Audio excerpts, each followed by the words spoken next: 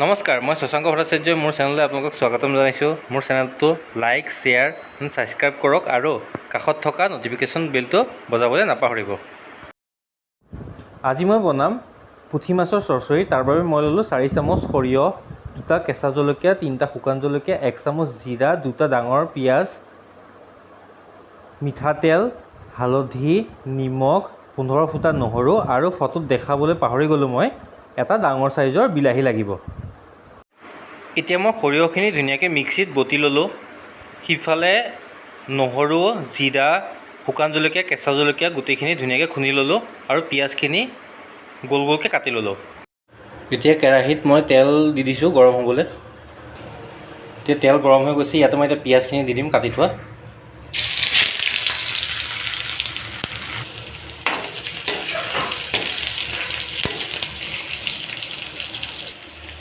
এতিয়া গেছটো চিমত দি পেলাই এইদৰে মই পিঁয়াজখিনি অলপ সময় ভাজি ল'ম।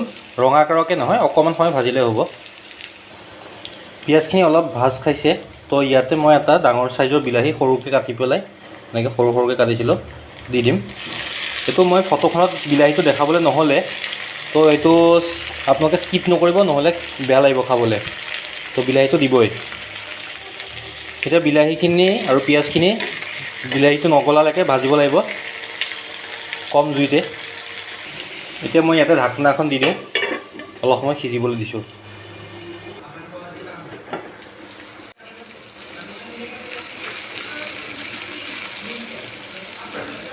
বিলাহীখিনি আধা সিজি গৈছে। এতিয়া আমি ইয়াতে নহৰু, জিৰা, জলকীয়াৰ যিটো পেষ্ট বনাইছিলোঁ সেইখিনি দি দিম।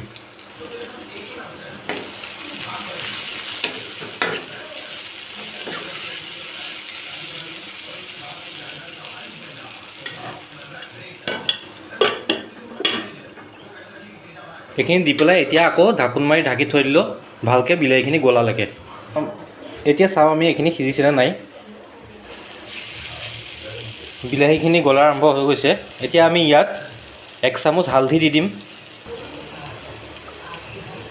আপোনালোকে যদি বিচাৰে ইয়াত কিটচেন কিং মছলা অকণ দিব পাৰে আৰু কালাৰটোৰ কাৰণে অকণ ৰেড চিলি পাউডাৰ দিব পাৰে, কিন্তু মই সেয়া ব্যৱহাৰ কৰা নাই। মই অকল হালধি দিয়ে বনাইছোঁ। এতিয়া এইখিনি আকৌ অকণ সময়ৰ কাৰণে ঢাকি দিম।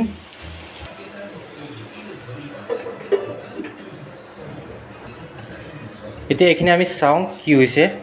এয়া শুকাই গৈছে। তো ইয়াত আমি পিচি থোৱা বটি থোৱা যিখিনি সৰিয়হ বটি ৰখিছিলোঁ সেইখিনি দি পেলাই অলপ সময় ভাজিম।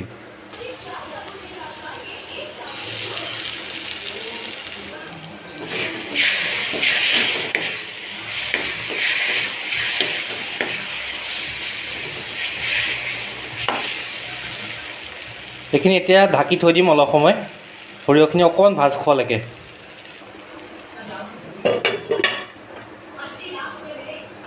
এতিয়া চাওঁ আহক আমাৰ এইখিনি হৈছেনে নাই। এইখিনি ধুনীয়াকৈ ভাজ খাই গৈছে। এতিয়া আমি ইয়াতে পানী দি দিম।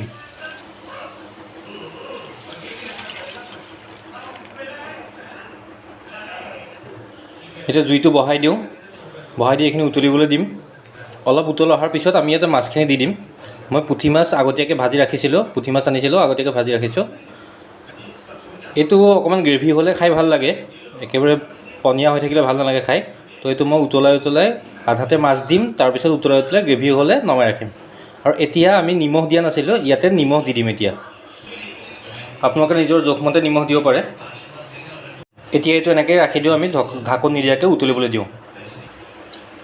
এয়া আমাৰ তৰকাৰীখিনি বৰ ধুনীয়াকৈ উতলি গৈছে। এতিয়া মই ইয়াত পুঠি মাছ ভাজি ৰাখিছিলোঁ, তো এইখিনি এতিয়া দি দিম ইয়াতে।